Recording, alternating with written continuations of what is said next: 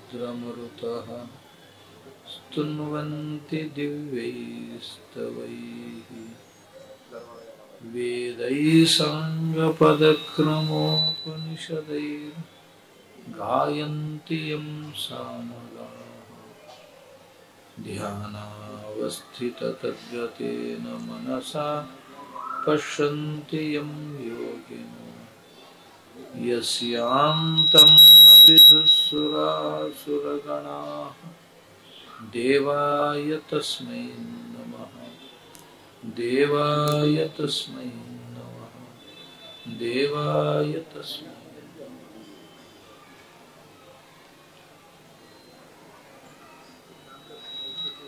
आपण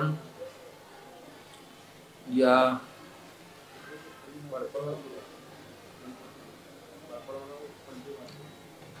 संक्रांतीच्या पर्व काळात नायगावच्या पोलीस हेडक्वार्टर्स मध्ये गेले कित्येक वर्ष आपण सत्संग करत आलेलो. गेल्या वर्षी पंचभौतिक लोकोत्सवा कारणास्तव सत्संग होऊ शकला नव्हता.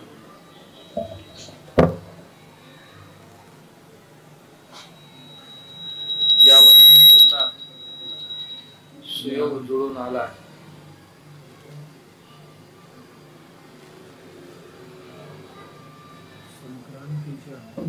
समर्थांचा दासबोध निरूपण आपण ऐकलं.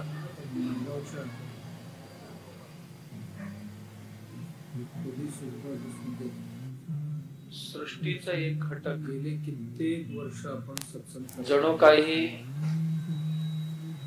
गेल्या वर्षी जन्म म्हणजे सृष्टी, सृष्टी म्हणजेच जन्म. पंचभौतिक लोकोत्सवा कारणास्तव जे जे काय दिसतंय हे सर्व हे सत्संग होऊ शकला नाही. अंडज असेल, पिंडज असेल, उद्भिज असेल, जरायुज असेल, जे जे दिसते हे सर्वही जन्म धारण केलेली आहे.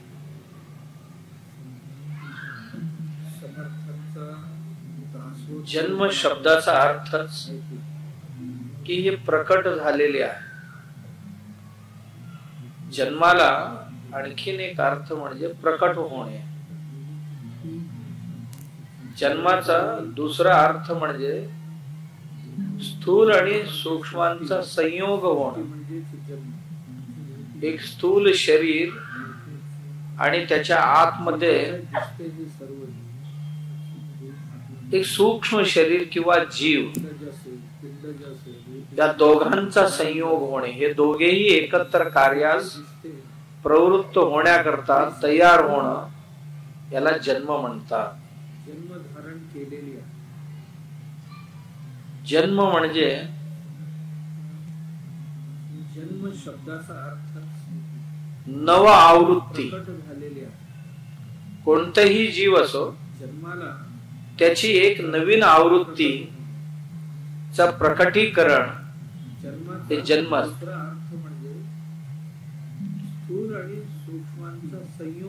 जसं की परमात्मा सर्वत्र असतो नाही असं नाहीये. सूक्ष्म शरीर किंवा जीव सदाकाळ सर्वत्र हे दोघेही एकत्र कार्यास परमात्म्याचा निवास सर्वत्र असतो. परंतु जिथे प्रकट होण्याची इच्छा असते सुप्त रूपात सर्वत्र आहे. जागृत रूपात प्रकट होण्याची इच्छा जिथे निर्माण होईल का त्यांचाही एक संकल्प आहे. प्रकटीकरण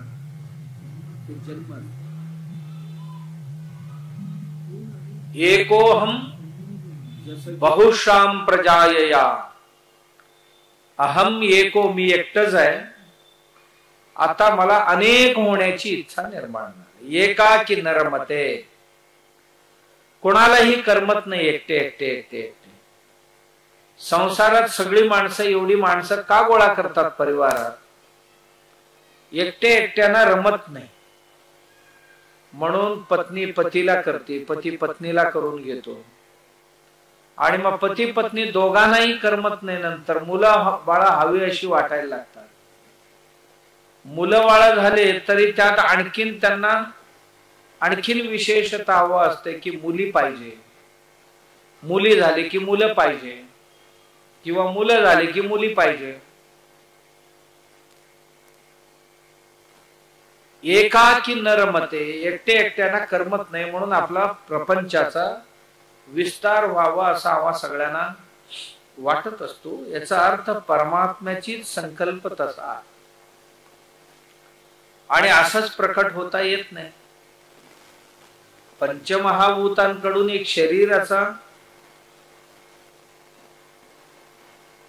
शरीराला लागणाऱ्या सगळ्या गोष्टी एकत्र करून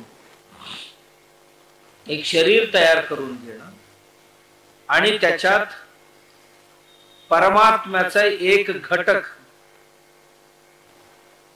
हे दोन्ही एकत्र बाहेर येतात, तेव्हा त्याला आपण जन्म जन्म जन्म म्हणतो. ही जन्म बीजातनं तरु जसे बाहेर येतात तसेही स्वरूपात असतील.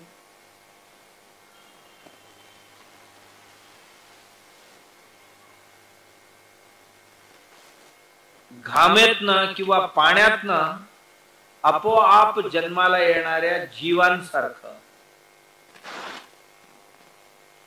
अंडीतनं बाहेर येणाऱ्या पक्षींसारखं, जरायुज म्हणजे गर्भाशयातून बाहेर येणाऱ्या, मग पशु असतील मनुष्य असतील, हे दोन्ही एकत्र होऊन स्थूल आणि सूक्ष्माचा संयोग एकमेकांना सोडून राहू शकत नाही. हे दोघांचाही प्रकटीकरण, दोघांचाही आता प्रवास आरंभ होतो, प्रवास आरंभ होतो जन्माचा. खूप मजेशीर. कोणाला प्रकट होण्याकरता स्त्री आणि पुरुष, मग मनुष्य असो, पशु पक्षी प्राणी असो, कोणी असो, त्यांच्यामधील दोन जीव एकत्र आल्यानंतर तिसरा एक घटक जन्माला येऊ शकतो. चैतन्य आहे, एकांची वीर्याणू ही एकत्र आल्यानंतर तिथे बेबी म्हणजे एक बाळ उदयास येण्यास तयार होते, आणि त्याच्या बरोबरच जीवाचा प्रवेश झालेला असतो. जीव आणि एक छोटासा शरीर सुरुवातीला खूप छोट म्हणजे सुईच्या टोका एवढंच असतात. दोघेही मिळूनच, पती पत्नी दोघांचेही वीर्याणू शुक्राणू पासून तयार झालेलं बाळ पहिल्या महिन्यात किती असतो तर हाताला लागत नाही एवढं छोट असतं. कशातनं तरी त्याला धरायला पाहिजे.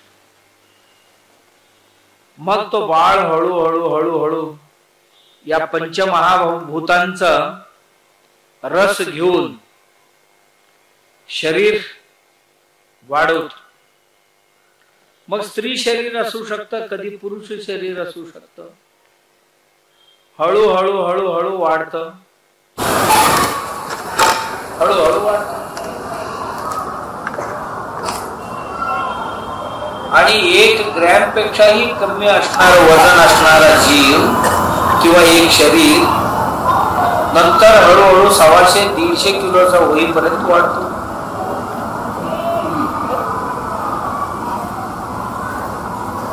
आणि या प्रकटीकरण कार्याला कोण म्हणतो की जन्म झाला असं म्हणतो.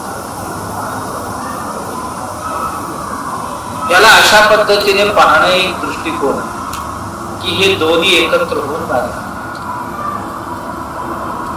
आणखीन एक पद्धत आहे, साक्षात भगवंतच प्रकट झाला, एक शरीर धारण करून प्रकट झाला, त्याला अवतार अवतार असं म्हणतात. मग तो अवतार आवेशाचा असेल, अवतार अंशरूपी असेल. आवेश अवतार म्हणजे गरजेनुसार जिथे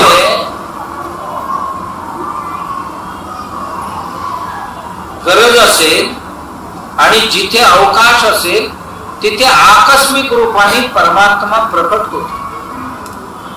जसं की आवेश अवताराचा एक उदाहरण म्हणजे प्रल्हादाला बाप जेव्हा चढत असतो,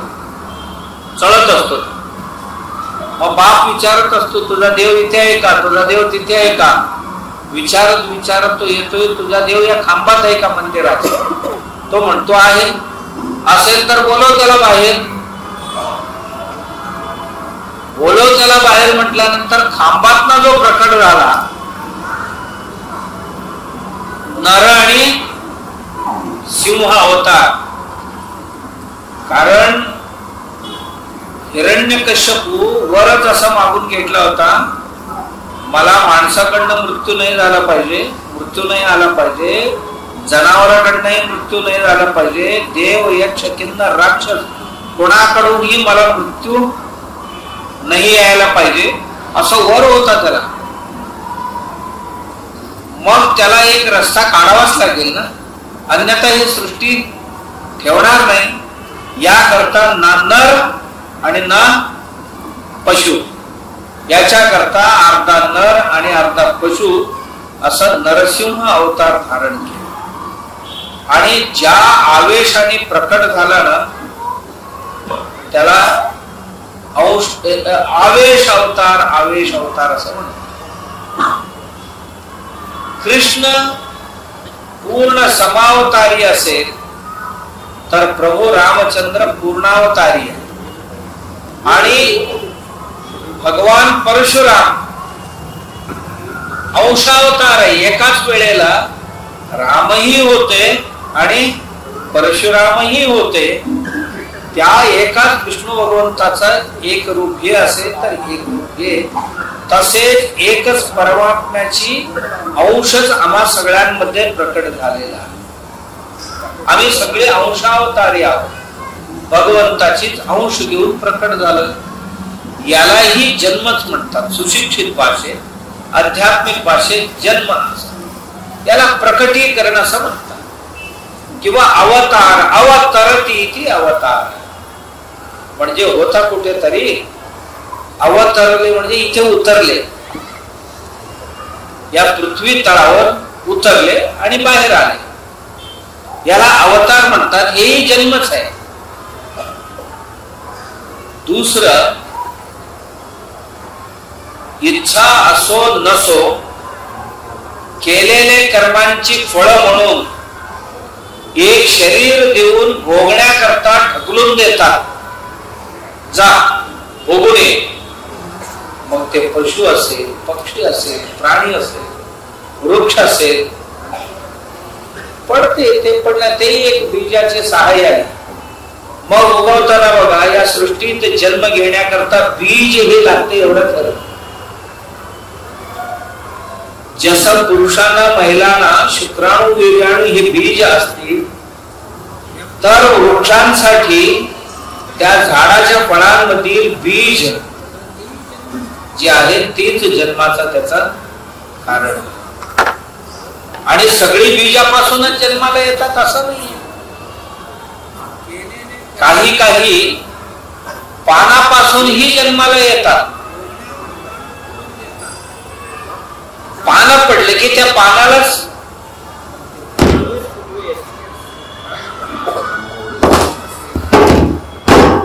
अरे एक चांगलं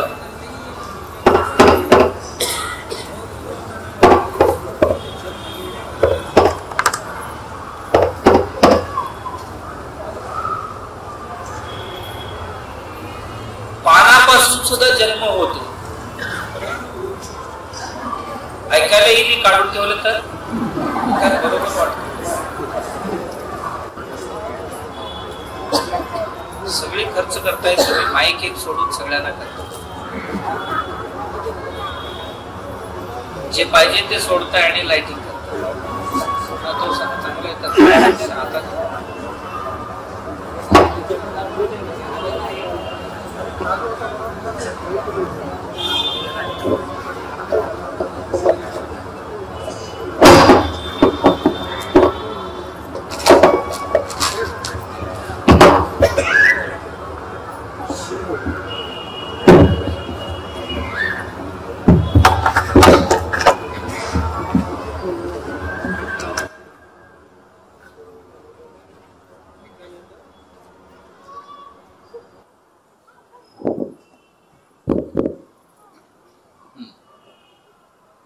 येतं ऐकायला? तुम्हाला ऐकायला यायला लागले खरं माझं धार तुटलं. आता कुठे थांबलं होतं तेच कळत. जन्म कशा कशापासून होतात तुम्हाला सगळे माहिती आहे, फक्त मी आठवण करून देतो. हा, तुम्हाला एवढं हो हो हे बरोबरच आहे असं वाटतंय. तुम्हाला माहित नाही असं कुठली विषय मी नाही सांगत. सगळ्यांना सगळ्या गोष्टी माहिती आहेत, फक्त सगळ्यांच्या आठवणीत राहतं कुठे बाबा. समजा सगळ्या गोष्टी जर आठवणीत राहिले असते तर जन्माला कशाला आलो असतो आपण, तेव्हाच मुक्त होऊन गेलो असतो. विसरलो म्हणून जन्माला आलो, यालाच अज्ञान म्हणतात, अविद्या म्हणतात. अविद्या जन्माचा कारण आहे असंही आपण ऐकलं. पानापासून सुद्धा जन्म होतो, त्याच्यात दोघेही आहेत. पानामध्ये नर नारी दोन्ही अंश आहेत, आणि काही आहेत ना मुळापासून जन्माला येतात. काही त्याला बीज लागत नाही, खाली जे मुळी आहे ते मुळीच नाविन्याला जन्म देत असते. आणि काहींचं असं असतो, बीज लागत नाही, पानं लागत नाही, मुळी लागत नाही, फांदी जे आहेत ना, फांदी असं तोडून लावलं की फांदीला जन्म. जन्माचे प्रकार आहेत हे सर्व. काही अंडीतनं जन्माला येतात, त्याच्याकरता सुद्धा नरनारी अर्धनारी नटेश्वर जे म्हणतो, ही संकल्पना आहे आपली. यातून जन्म होतो. जन्म का? तर दासबोधात आज दिलेले जन्म का, का जन्माला यायचं सगळ्यांना, आणि जन्म कसं होतो. कोणाचाही जन्म अत्यंत सुखा सोयीने नाही होत. सुख सोयीने जन्म होत नाही. जन्म दुःखातच होतो. जन्म दुःखम जरा दुःखम. अरे हात सोडा रे बाबा, सोडा. जन्म असा सहजासहजी होत नाही, वेदनेतूनच जन्म होते. वेदनांशिवाय जन्म नाही. फक्त ती वेदना जन्म देणाऱ्यांनाच कळतो, बाकीच्यांना कळणार नाही. मग ते प्राणी असेल, तुम्ही प्राण्यांचे सुद्धा बघा ना, 10 वेळ बसते 10 वेळ उठते, 10 वेळ बसते आणि 10 वेळ उठते, तरीही तोंड उघडत नाही लवकर. जन्म दुःखातच होतो. खूप तिला जोर द्यावं लागतं तेव्हा वासरू बाहेर येतो. अरे हात सोडा रे बाबा. अक्षरशः चटपटत असतात, गडपटत असतात. जन्म सहजासहजी होत नाही. एक बीज जरी जमिनीत टाकलं, त्या बीजाच्या भोवतीने निर्माण होणारी जी काय उष्णता आहे आणि त्याच्याबरोबर लागणारी जी पाणी आहे, ह्याच्यातनं त्याला अंकुरित व्हावं लागते. अंकुरित सहजासहजी होत नाही, खूप कष्टानेच अंकुर फुटते. त्याला अंकुर फुटून मूळ धरणं हे महत्व प्रयासाने होत असते. जन्म हे इतकं सोपं नाही, कोणाचाही असो. सगळ्यांचा जन्म अत्यंत कठीण आहे. जन्म हे दुःखाचा मूळ आहे असं ते म्हणाले, की जन्म हे दुःख घेऊनच होतो. समोर बसलेले सर्वही हसत असतात. जब हम फायदा हुए तब जग हसे हम रोये. बाळही रडतच बाहेर येत असते. आईच्याही डोळ्यात पाणीच असते. फक्त समोर बसलेल्याला मात्र खुशी असते. झालं जन्म झाला, जन्म झाला, जन्म झाला असं म्हणतो. येणंही दुःख आहे आणि जाताना तरी कोण हसत गेले? फार कमी लोक जातात हसत. आणि ते जगताना तरी कुठे सुख आहे? तिथेही दुःखच आहे. रोगराई आहे,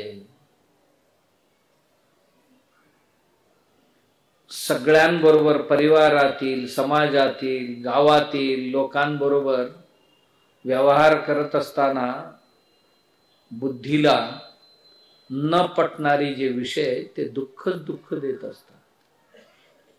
जन्म आले की हे सगळे आले.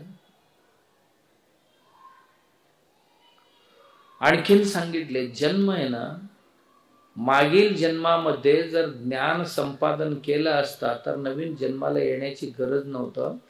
तिथल्या अविद्येमुळे, अज्ञानामुळे आता जन्माला यावं लागलं. आणखीन एक सांगितलं, जन्म हे ज्ञान प्राप्ती करून घेण्यासाठी माणसांचं झालेलं, इतरांचं नाही. माणसाचा जन्म जे आहे ज्ञान संपादन करून पूर्वीतली जेवढी कर्माची शेष आहे ते सर्वही नष्ट करून टाकण्यासाठी जन्म झाले. प्रयास करतात किती लोक. येताना सर्वजण प्रतिज्ञा करून आलेत असं आमच्या उपनिषदांमध्ये सांगितले. मातेच्या उदरात असताना एका बाजूला शौचालय आहे, त्याच्या बाजूला एका बाजूला स्वयंपाकघर म्हणजे जठराश आहे, जठराग्नी आहे. एका बाजूला ही स्नान आणि मल आणि मूत्राचा वास आहे. आणि एका बाजूला हवेचं दाब आहे. अशा ह्याच्यात 9 महिने राहणं.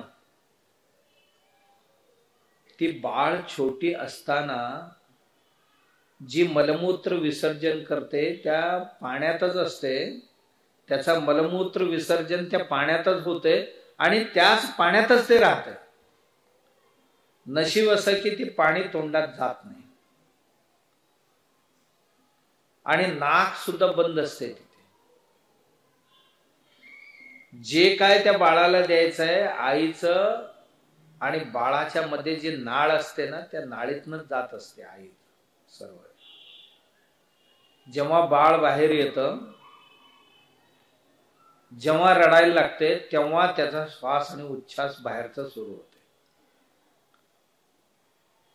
आणि जी बाळ ज्या पाण्यात राहिले ती पाणी काय फार स्वच्छ होती अशातलं नाही. बाळाचे मलमूत्र त्या पाण्यातच होत. कधी कधी जन्म घेताना डॉक्टर पिशवी लीक झाली, पाणी लीक झाले आणि लवकर बाळाला जर नाही काढले तर ते बाळ ती पाणी पिते. तिथे सुरू होते पाणी प्यायला. बाळ पाणी प्यायला की बाळाला 100% पेटीत ठेवावं लागतं आणि 100% ICU मध्ये ठेवून 100% काचेची पेटीत ठेवून आणि काविळीचे औषध, कारण घाण पाणी बाळाच्या तोंडात गेले ना. आणि काही डॉक्टर बुद्धिपूर्वक ते पिऊ देतात. जास्त दिवस बाळ आपल्या दवाखान्यात राहावं, भरपूर पैसे कमवता यावं, बुद्धिपूर्वक करतात. बाळाला लवकर बाहेर न काढणं म्हणजे बाळ आजार घेऊन यायला पाहिजे. म्हणजे जास्तीत जास्त, सगळ्यांचं म्हणत नाही मी, बऱ्यापैकी गायनेकोलॉजिस्ट ही धंदा करतात. तुम्ही म्हणणार तुम्हाला कसं माहिती? मला ही दवाखाना काढल्यापासून सगळीच माहिती झाली. कारण सगळ्यांबरोबर बोलत असतो ना. डॉक्टर सुद्धा प्रामाणिक आहेत, ते सांगतात आमची लोक काय काय भानगडी करतात ते सांगतात. मग त्यानंतर ह्यांनी बाहेर काढून दुसऱ्यांच्या हातात द्यायचं. कोणाच्या? पिडियाट्रिशियनच्या हातात. बाळ एकदा बाहेर आले की गायनेकोलॉजिस्टचं काम संपलं. मग त्यांनी काय करायचं? पिडियाट्रिशियनच्या हातात देऊन टाकलं. मग पिडियाट्रिशियन त्या पेटी, त्याचा कावीळ, त्याचा ICU तो बाळ असते एवढी एवढी, त्याला काय शलाईन काय लावतात, त्याला गॅस काय लावतात, सगळे लावतात. नवीन बाळ त्या पेटीला येईपर्यंत जुन्या बाळाला बाहेर काढायचं ICU मधनं, असं अलिखित परंपरा असते. हे दुःखच दुःख आहे, त्या बाळासाठी काही सुख नाही. आमच्या उपनिषदांमध्ये या गोष्टींचे उल्लेख केलेले. बाळ जर चुकून ते पाणी प्याले ते बाळाचं असं असं होतं. आणि बाळाला त्या काविळीतनं बाहेर काढण्याकरता जी औषध दिली जाते, त्या औषधामध्ये जर हेराफेरी झाली की बाळ बुद्धिमांद्य जन्माला येतं. कधी कधी बाळाच्या शरीरात लवकर श्वास उच्छ्वास सुरू नाही झाले, बाळाचा मेंदू डेड होऊन जातो. बाळाचा मेंदूच काम करत नाही. का? लवकर श्वास नीटपणे घेतला नाही, कमी पडल्यामुळे एखादा अवयव ऊन झाला. कुठलं झाला तर मेंदू झाला. एकच कारण नाही, अनेको कारण आहे, त्यापैकी ही एक. असो, हे सर्व सांगण्यामागील कारण जन्म कसा असतो आमचा, म्हणून काळजी किती घ्यायला पाहिजे, खूप काळजी घ्यायला पाहिजे. 9 महिन्याची काळजी म्हणजे काय साधी नाही. अशा वनवासात ते बाळ असते. आई तिखट खाल्ली तर त्या बाळाला आत बगबगायला सुरुवात होते. आई कुठली औषध घेतली तर बाळाला आतमध्ये त्रास होते. आईला कोणतरी बाहेर शिवीगाळ केली तर बाळ रडायला लागते आतमध्ये, भितरलेले असते बाळ. आई जर घाबरली, कोणतरी तिला गरोदर असताना बोलले, मानसिक ताणतणावाखाली आणले तिला, तर ती घाबरली की पोटात मध्ये बाळ आपोआप घाबरून थरथर थरथर कापायला लागते. तुम्ही युट्यूबवर जावा, तुम्हाला ते पोटातल्या बाळाची सुद्धा काही व्हिडिओज पाहायला मिळतील. सोनोग्राफीच्या सहाय्याने अशा काही ही मिळतील पाहायला. आणि तुम्ही जर आनंदी असाल, आपण आनंदी असो की त्या महिलेला घरात काय नाही, महाराणी सारखे सुखात जर ठेवले असते, बाळ कसं पोटात नाचत असते ती सुद्धा तुम्हाला काही व्हिडिओ पाहायला मिळते. खूप खुश असते ते. जी बाळ पोटात खुश आहे ना, बाहेर आल्यानंतर त्याचं 100 वर्षाचं आयुष्य अत्यंत निरोगी राहतं आणि खूप खुश राहतात. जर आम्ही मंडळी जी आहोत, बाळाकडे लक्ष न देणारी, स्वतःच्या करिअरकडे लक्ष देणारी, बाळ पोटात असताना करिअरसाठी धावणारी जी आहोत ना आपण, आमच्यामुळे बाळाचं आयुष्य कधी कधी धोक्यात जाऊ शकतं. किंवा आयुष्यभर कुठलं तरी ऊन, काहीतरी कुठलं तरी एक आजार आयुष्यभर त्या बाळाला भोगावं लागते. का? त्या मातेचा काहीतरी पथ्य चुकलेले असते, बाकी काही नाही. जन्म म्हणजे असा असतो, बाळाच्या स्वतःच्या हातात नाहीये, दुसऱ्यांच्या हातात आहे. आणि पराधीनता हे केव्हाही दुःखदायी आहे. शास्त्रामध्ये सांगितलेले परावलंबिता, पराधीनता हे दुःखच असते. स्वावलंबिता हे कधीही सुख असते. सुखाची व्याख्याच अशी आहे की स्वावलंबन म्हणजे सुख, परावलंबन म्हणजे दुःख. मग ते त्या परावलंबनाचे खूप सारे प्रकार आहेत. तसं बघितलं तर आम्ही कोणी स्वावलंबी नाही आहोत. कारण आम्हाला सकाळी पाणी तापवायला गॅस सुद्धा बाहेरूनच यावं लागतं. दात घासायला पावडर सुद्धा आमच्या घरातली नाही, ते कोणतरी कंपनीने दिली तरच करायचं.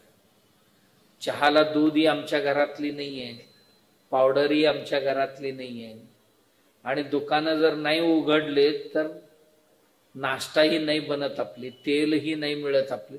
म्हणजे तसा एका अर्थाने परावलंबित्वाची परमावधी गाठलेली मंडळी म्हणजे माणसं. जनावरांच्या सारखे इतके परावलंबन नाही. दावा सोडले की जाऊन ते कुठेही कितीही असं किती दूर असेल जाऊन तिथे चरून आरामात येऊ शकतात.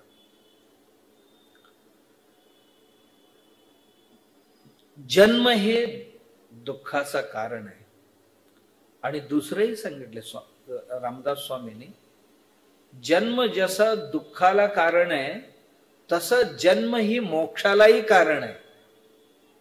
आम्ही मनुष्य म्हणून जन्माला आलो नसतो तर मी कोण आहे, देव कोण आहे, जगत काय आहे याचा विचार करू शकलो नसतो.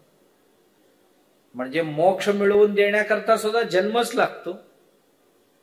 त्याचा एक बाजू ही असेल तर एक बाजू ही सुखाचं कारण आहे. जसं दुःखाचं कारण आहे तसं सुख होण्याकरता, सुखी होण्याकरता जन्मच पाहिजे. मनुष्य म्हणून जन्माला यायला पाहिजे. मनुष्य म्हणून जन्माला येणं म्हणजे हात पाय नाक कान डोळ्यांनी मनुष्य झाला एवढा मनुष्य नाहीये.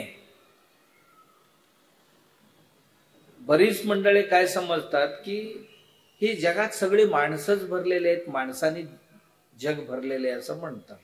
140 कोटी आम्ही आहोत म्हणजे माणसं 140 कोटी आहेत असं बऱ्याच लोकांना वाटतंय. माणसं 140 कोटी नाहीये. मनुष्य कोणाला म्हणावं?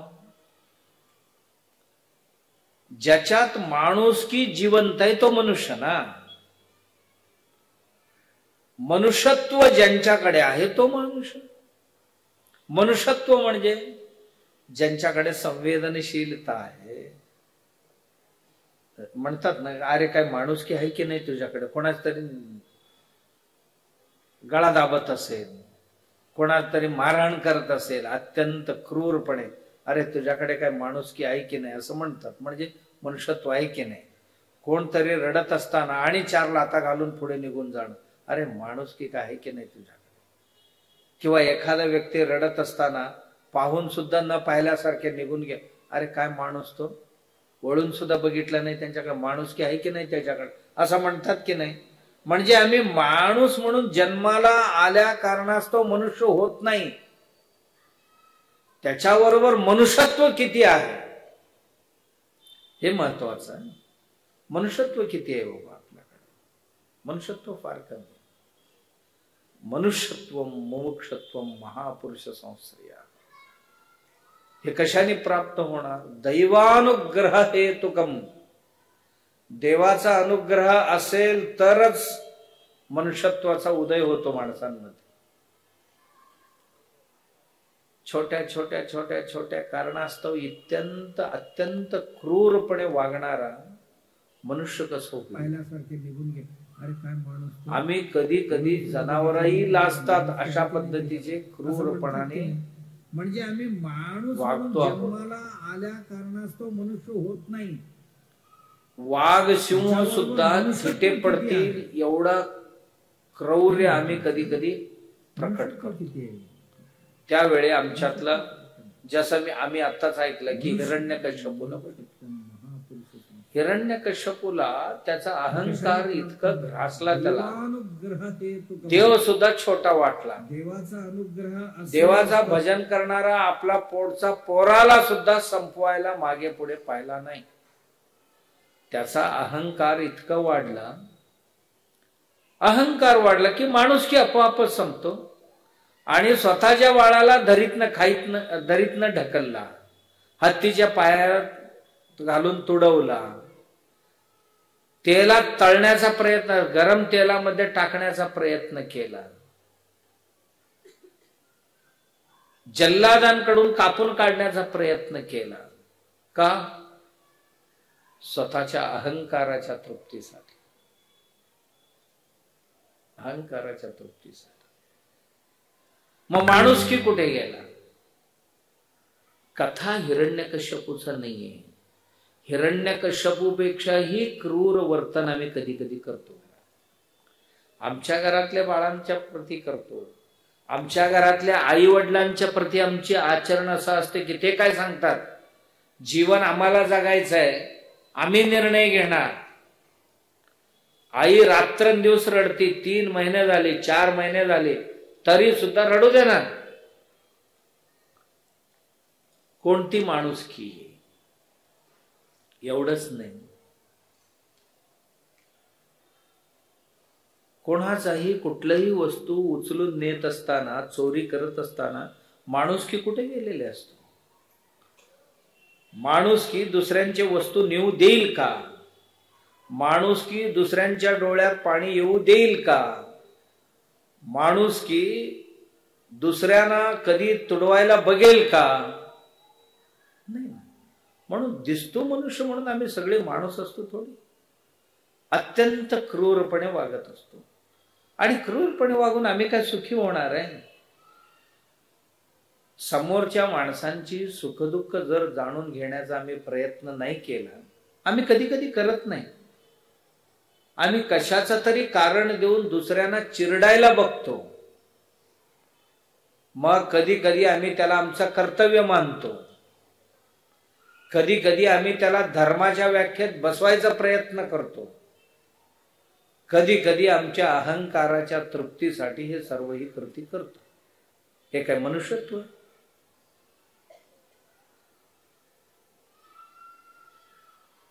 मनुष्यत्व ते आहे की जीव संवेदनशीलता ज्यांच्या, दया करुणा ज्यांच्या हृदयात वास्तव्याला आहे, परोपकार ज्यांच्या ठिकाणी वास्तव्याला राहिलेली आहे, प्रीती प्रेम ज्यांच्याकडे आहेत, समाधान ज्यांच्या मनामध्ये सदाकाळ नांदते आहे, आणि एवढंच नाही, निर्वैर भाव ज्यांच्याकडे वास्तव्याला आहे, ह्याला माणुसकी म्हणतात. म्हणून मनुष्य म्हणून जन्माला येणारी फार कमी आहे. मनुष्यत्वयुक्त लोक फार कमी आहेत. नाहीतर माणसासारखे दिसणारी सगळी खूप भरलेले आहेत तिथे. सगळे माणसं नाही आहेत, माणसासारखे दिसतात फक्त. माणसं कमी आहेत. विचार समर्थ करतात की जो मनुष्य आहे ना, तोच मोक्षाचा विचार करतो. का? ना स्वतः दुःखी राहू इच्छित, ना कोणालाही दुःखी बनवू इच्छित. आयुष्यभर आपल्या होता होईल तेवढा आपण दुसऱ्यांना सुख वाटायचं. मी सुख वाटले तर माझ्या वाटणीला दुःख कशाला येईल? सुखच मी वाटलेले असेल तर माझे दुःख काय येईल? पण काही लोक प्रश्न विचारतात, स्वामीजी आम्हाला समजायला लागल्यापासून आम्ही देवाची पूजा अर्चना केल्याशिवाय तोंडात पाणी घेतलेले नाही. आम्ही सदाकाळ लोकांना, आम्हाला 2 घास कमी पडले तर लोकांना 2 घास आम्ही वाढण्याचा प्रयत्न केलेला. आम्ही कोणाला असं सरकून बसा म्हटलेलं नाहीये. पण आमच्या घरात एवढी दुःख का, एवढा त्रास का? असंही काही लोकांचे प्रश्न आहे. हे जी दुःख आहे ही मागच्या जन्माची, पूर्वी केलेल्याची जी आहे ते भोगलीच पाहिजे. जे काही पूर्वी होऊन गेलेले आहे त्याची फळं आपणच भोगून संपवायचं. अवश्यम अनुभोक्तव्यम तस्य कर्म शुभाशुभम. जे काय शुभ अशुभ कर्म केलेले आहे ना पूर्वी, त्याची भोग आहे. पण पुढे होणार नाही याची काळजी घ्यायचा. आणि त्याही दुःख जरी असतील ते भोगत असताना त्याला दुःख असं का मानावं? आहे माझ्या ताटात वाढलेले, हे मला जेवायचंय, कुरकुर करत जेवायचंय की समाधानाने जेवायचं आम्ही ठरवायचं आहे. आम्ही कुरकुर करत जेवलो तरी सुद्धा पोट भरणार, आणि समाधानाने जेवलो तरी पोट भरणार. मग असंही जेवायचंय तर त्याला शिव्या देण्यात काय अर्थ आहे? तक्रार करण्यात काय अर्थ आहे? यालाच अध्यात्म म्हणतात. आध्यात्मिक क्षेत्रातली माणसं कधीही भगवंताच्या अस्तित्वाला, भगवंताच्या कृतिशीलतेला कधीही दूषण देत नाही. ते म्हणतात ठीक आहे, देवाची मर्जी असेल तर स्वीकार, जाऊ पुढे. हे काय दिवस असेच राहणार आहेत? हेही जातील दिवस, बदलतील दिवस. काल अशी नव्हती पण आज आलेत, आणि आज आहे तर उद्या असेल कशावरून? जातील, हेही दिवस जातील. असं जो म्हणतो तो अध्यात्माचा अधिकारी. आणि तो मोक्षाचा अधिकार. याकरता माणसानं एक गोष्टी करावं लागते. सगळे जन्माला आलो, सगळ्यांना एक शरीर आणि एक मन सगळ्यांनाच मिळालेले. शरीराच्या सहवासाने कधीही माणूस घडत नाही आणि बिघडत नाही. शरीर कुणाचा सहवास करतो ना, त्या सहवासाने, भौतिक सहवासाने ना कोणी बनलेले आहेत ना कोणी बिघडलेले आहेत, कारण ते निर्जीव आहे. परंतु मनाचा सहवास जर असेल, आमच्या शरीराबरोबर जर मन मिळालेले असेल, मनाचा सहभाग त्यात असेल, तर 100% त्याचा परिणाम. म्हणजे केवळ शरीराचा वास्तव्य किंवा शरीराचा संगत कुठल्याही गोष्टीला कारणीभूत ठरत नाही. बघा, जेवायला बसलोय, मस्तपैकी आपल्याला आवडते ते पदार्थ आपल्याला खायला वाढलेले आहेत ताटात, परंतु आपली मन जेवताना कुठेतरी फिरायला गेलेले. त्यावेळी काय जेवलो आणि किती जेवलो ह्याचा काहीही अनुभव किंवा कुठलाही आनंद आम्हाला होत नाही. का? आनंद ज्याला व्हायला पाहिजे तो नव्हता, त्यामुळे जाणवत नाही. किंवा रात्री झोपलेला होता आपण, सकाळी उठल्यानंतर रडायला लागलो. गल्लीतले आले, का रे बाबा म्हणाले, हे काय चोरी झाले म्हणाले. काय काय गेले? काय सोने दागिने सगळे नेले, पैसे विषय कपाट फोडून नेले. किती वाजता झाला असेल? नाही, आम्ही आता 7 वाजता उठलो तेव्हाच आम्हाला कळलं. मग चोरी कितीला झाला असेल? आत गेले, बघतात तर भिंतीवरची घड्याळ नेता नेता पडलेला होता तिथे. तो 12:30 वाजता बंद पडलेला होता. म्हणजे हे नेताना खाली पडली आणि तेव्हाच ही बंद पडली, याच्या अर्थ 12:30 वाजता चोरी झाली. 12:30 पासून 7 वाजेपर्यंत 7:30 मस्त गडद झोपले, काहीही दुःख झालेलं नाही. म्हणजे चोरी झाल्यानेच दुःख व्हायला पाहिजे, तर 7:30 तासापूर्वी दुःख व्हायला पाहिजे होता, तो नाही झाला. का? केवळ शरीराचा सहवास होता तिथे, मन नव्हता. त्या मनाला कधी कळलं हे? मनाला 7 वाजता कळलं. कळल्यानंतर दुःख झालं. म्हणजे हा दुःख शरीराचा नाहीये, हा दुःख मनाचा आहे. आमच्या जीवनातलं सर्वात महत्तर पात्र निर्वहन करणारे कोण असतील तर ते आपले शरीर नाहीये, आपलं मन आहे. मनाला सहवास जसं भेटेल तसं ते बनत जाते. जसं की पाण्याला एक म्हण आहे, आपण ऐकलं असणार, पाण्याला जसं जमीन भेटते तसं पाणी त्याचा आकार धारण करते. जमिनीमध्ये सरी पद्धतीने जर पाणी पाजत असतील तर सोडलेले पाणी सरीचं रूप धारण करते, लांब असं सरीच्या रूपाने. जर चौकोन ओपे बनवले असतील तर त्या ओप्याच्या रूप धारण करते पाणी. नाही ते गोल ओपे बनवले असतील तर पाणी गोलाकार होते. जसा असेल, जसा वाव भेटेल तसं हे मन आकार धारण करते. जसं पाणी, जमीन जसं भेटेल तसं आकार धारण करते ना, तसं आपले मन सुद्धा जसं हवं, जिथे हवं तसं आकार धारण करतं. आणि एवढंच नाही, पाण्यामध्ये जे जे आपण टाकू तसा त्याचा रंग रूप सुद्धा तयार होतो. पाण्यामध्ये लाल रंग टाकला की पाणी लाल होते, हिरवं टाकलं तर हिरवं, निळं टाकलं तर निळं होतं. तसा आमच्या मनात काय काय टाकू ना तसं आम्ही बनतो. आमच्या मनात चौर्य टाकला की चोर बनला,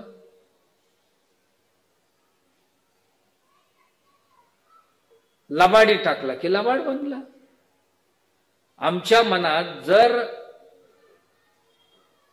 सत्य टाकला तर सत्यवान बनला. आमच्या मनात प्रामाणिकता टाकले, हरिश्चंद्र बनला. जे टाकतो त्याचा रूप आणि आकार धारण करतं आणि भावही धारण करतं. आपलं मन. ज्यांच्या ज्यांच्या बरोबर आपण सहवास करतो त्यांच्यातली गुणग्रहण करण्याचं काम आपलं मन करत असतं. कोणाबरोबर दोस्ती करतो त्या माणसांचं शरीर रचना कशी आहे ना तसं नाही होत आपली. आपली मन त्याच्या मनातले जे गुण आहेत ते गुण ग्रहण करते आणि तसंच आपल्याला बनवतं. आमच्या शरीरात काही फेरफार होत नाही, फरक होत नाही. सज्जन झालो दुर्जन झालो तर त्याचा परिणाम शरीरात आकारामध्ये स्वरूपामध्ये काही दिसत नाही, ते कृतीमध्ये दिसते. फक्त मन जे धारण करते ते कृती धारण करते दुसऱ्यांची. याला संग म्हणतात. मनासंग हा सर्व संघाशी तोडे. जर सर्व संग तोडायचा प्रयत्न केला आपल्या मनाने, मोक्ष जोडायला सुद्धा त्याला वेळ लागत. मनाची एक महत्तर सामर्थ्य आहे. ती शक्ती धारण केली तर त्याच्यासारखा ताकदवार माणूस कोण नाही. मन भय धारण केला तर ह्याच्यासारखा भित्र कोण नाही घरात. मन लज्जा धारण केले तर ह्यांच्यासारखा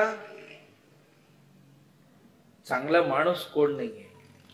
मनाने निर्लज्जता धारण करायचं ठरवलं तर यांच्यासारखा बदमाश कोण नाही गावात.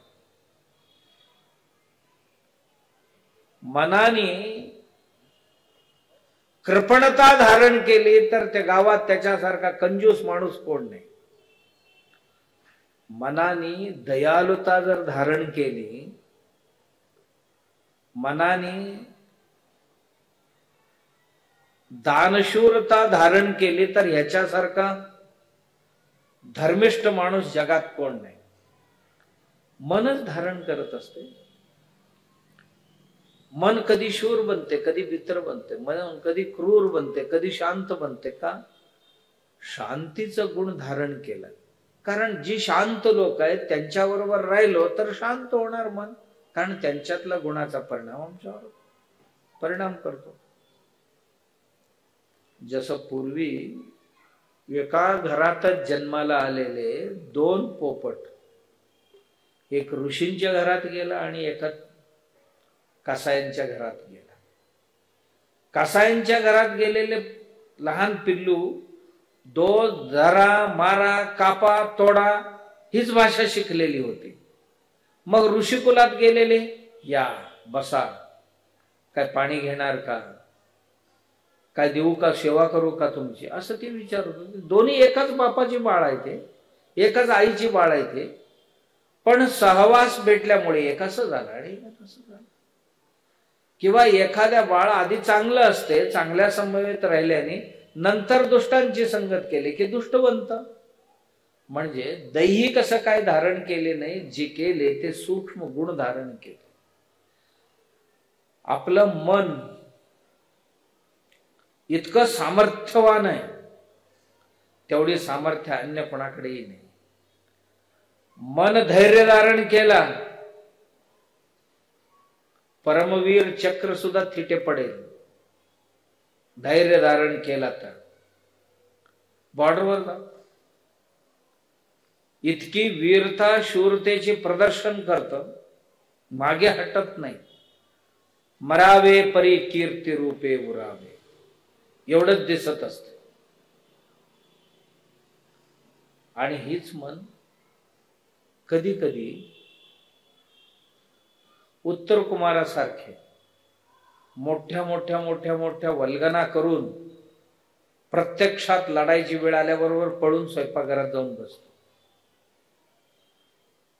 विराट महाराजांचा पुत्र होता उत्तर कुमार. असं का?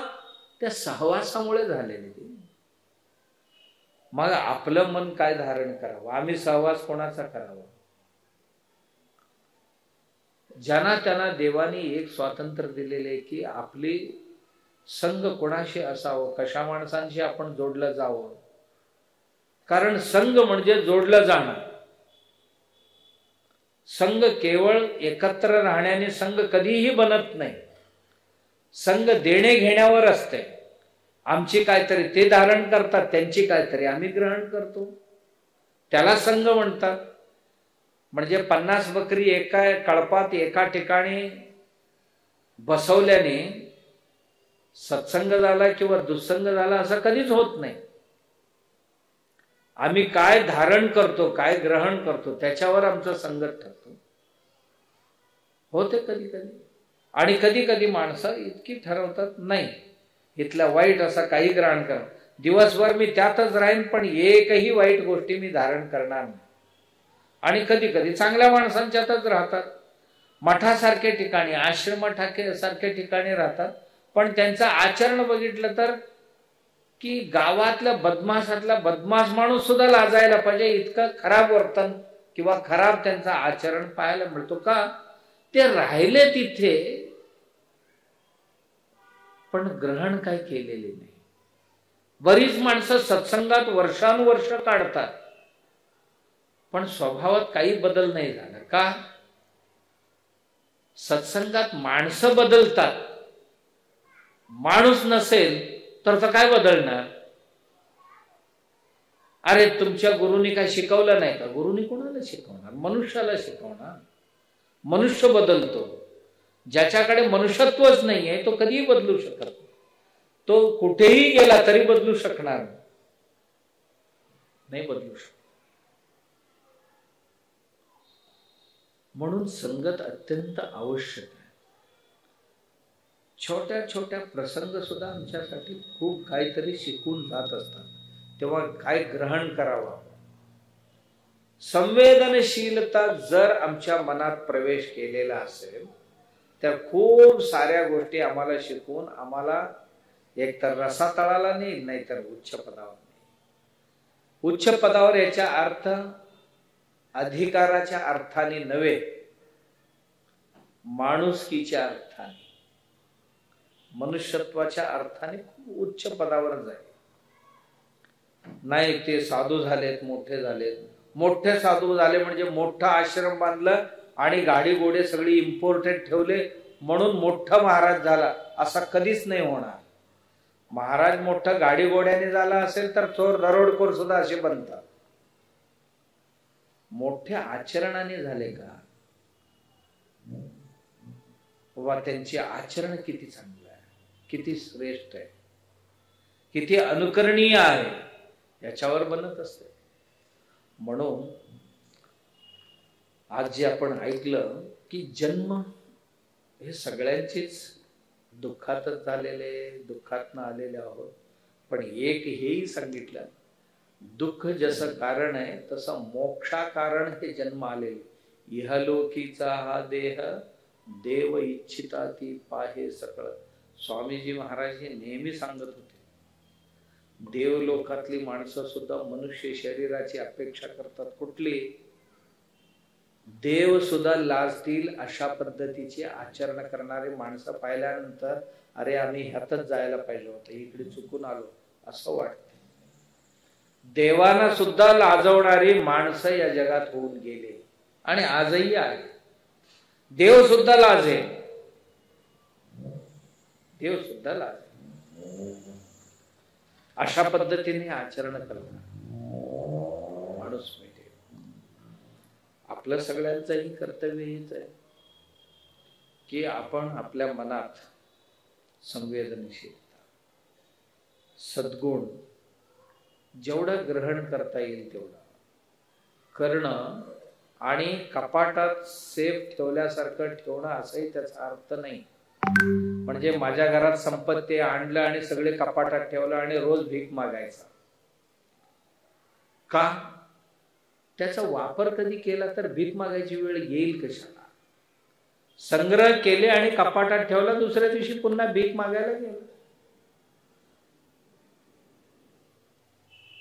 तसं केवळ संग्रह केल्याने नाही, संग्रह केलेल्याचा वापर केल्याने, केवळ गुण संग्रह केल्याने नाही, सगळे सद्सद्विवेक बुद्धी आल्याने नाहीये, त्याचा आचरण केल्याने माणूस आनंदी होणार आहे, मोठं होणार आहे.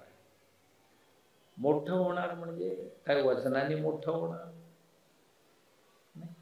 कीर्तीने मोठे होणार, कीर्तीने मोठे होणार, त्यांचे नाव लौकिक मोठे होणार. अशा पद्धतीने सत्संग करावं, सत्संगातनं सद्विचार ग्रहण करावं, ग्रहण केलेले जे आचरण करावं, आचरणाने आपणही आनंदी व्हावं, इतरांनाही आनंद द्यावं, आणि दिलेले आनंद कधीही दुःख आणणार नाही.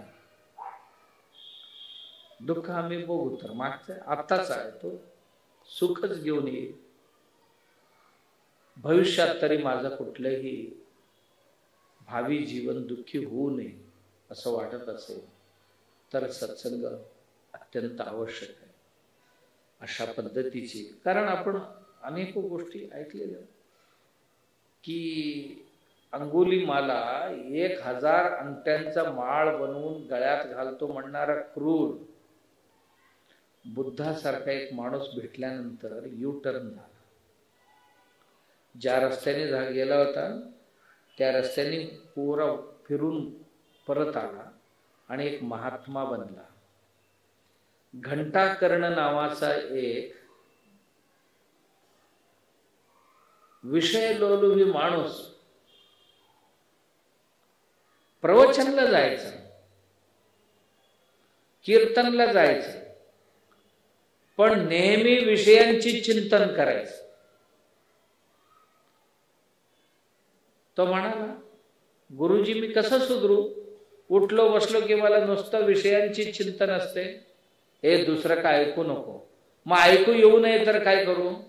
ऐकू येऊ नये तर असं कर, आवाज कानात दुसरं कुठली जाणार नाही याची बंदोबस्त करून घे. मग त्याच्यासाठी काय कर, कानाजवळ घंटी बांधून घे. त्याने कानाला घंटी बनवून घंटी बांधला येते आणि गळ्यात सुद्धा घंटीचा माळ बांधून घेतला. चालायला लागला की सगळी ते घुंगरूचा आवाज आल्यासारखा आवाज यायला लागला. त्याला घंटाकर्ण असं त्याच्या कानावर नेहमी ती घुंगरू किंवा घंटी वाजत राहायचं. मला बाहेरच्या जगातलं कोणाचाही काय ऐकायचं नाही, माझ्या आनंदात मला राहायचं. घंटाकर्ण हा येडा असणारा, विषय लोलुभी असणारा, एक दिवशी घंटाकर्ण हा बुद्धांचा प्रसिद्ध शिष्य बनला. घंटाकर्ण आणि एक विषय लोलुभी असणारा तुलसीदास पत्नीच्या 2 शब्दाने तुलसीदास बनला. माझ्या प्राप्तीसाठी जी प्रयास तुम्ही केलात, भरल्या नदीत, महापूर आलेल्या नदीत प्रेताला धरून या बाजूला आलात आणि सापाला धरून वर चढलात, एवढीच प्रयास जर देवासाठी केला असता तर देव तुमच्याच घरी आला असता. असं म्हटल्यावर जसा आला तसाच परत गेला आणि ध्यानाला बसला. आता त्या देवालाच प्रसन्न करतो म्हणाला आणि उठला. तुळशीदास बनला. रामायणला भाष्य लिहिला, तुलसी रामायण नावाचा काव्य लिहिला. एक विषय लोलुप माणूस विषमुक्त झाला, विषयमुक्त झाला आणि महापुरुष बनला. अशी एक नाही, हजारो लोकांची कथा आमच्या डोळ्यासमोर आहे. डोळ्यासमोर आहे. जसं बिघडलेल्यांची आहे तसं बनलेल्यांची पण कथा आमच्या समोर आहे. केवळ आणि काही ठराविक वेळेच्या सत्संगाने जीवनच त्यांचं बदललं असं आपण ऐकतो. तर आपण तरी रोज सत्संग करणारी आहोत, भजन भक्ती करणारी आहोत. कित्येक वर्षापासून आपण करत आलेले आहोत. स्वामीजी महाराज इथे मला वाटते किती वर्ष झाली माहित नाही, मुंबईत नायगावच्या शरदराव किती 50 वर्ष होऊन गेली असतील. 50 वर्ष होऊन गेली असतील. एवढी वर्ष इथे मुंबईत होतो. कितीतरी लोक समाधानी होऊन गेले, समाधानाचे जीवन जगले. इथेच याच पोलीस डिपार्टमेंट मध्ये काम करणारे कितीतरी भजन आरती केल्याशिवाय जेवत नव्हते. असे आजही आहेत भरपूर लोक. सांगण्याचं तात्पर्य जीवन सत्संगाने समृद्ध होतो, अन्य कशानेही होत नाही. म्हणून संघ दोनच आहेत या जगात, दोनच संघ आहे, एक सत्संग आणि एक कुसंग. एक सोडायचं आणि एक धरायचं. एक विषयांचा संघ धरला तर सत्संग तुटते, सत्संग धरला तर विषयांचा संघ तुटते. आणि जी संगत आम्ही धरू त्या दिशेने आपल्याला जायला मिळते. म्हणून विषयांचा संघ तुटला, आम्ही कुसंगातनं मुक्त झालो आणि सत्संग आम्हाला मोक्षाकडे घेऊन जातो आणि मोक्षाशी जोडते. आमची मन आम्हाला विषयापासून अलिप्त करून मोक्षाला जोडून टाकतं. आणि आमच्या दृष्टीने आता हे शब्द स्पर्श रूप रसगंध विषय अत्यंत नगण्य बनून जाते. त्यात काय असणार आहे? प्रपंचातला जी विषय आहे, जी गोडी आहे, अत्यंत तुच्छ वाटायला लागेल. ते का? आध्यात्मिक आनंदासमोर ते काय टिकणार आहे असं. म्हणून आपण सत्संगी बनून आपलं मन आपल्याला विषयांपासून अलिप्त करून आम्हाला मोक्षाशी जोडणारी बनू. अशा पद्धतीची सत्संग करण्याची बुद्धी शक्ती सद्गुरु भगवंतांना सर्वांना देव. गुरुचरणी प्रार्थना.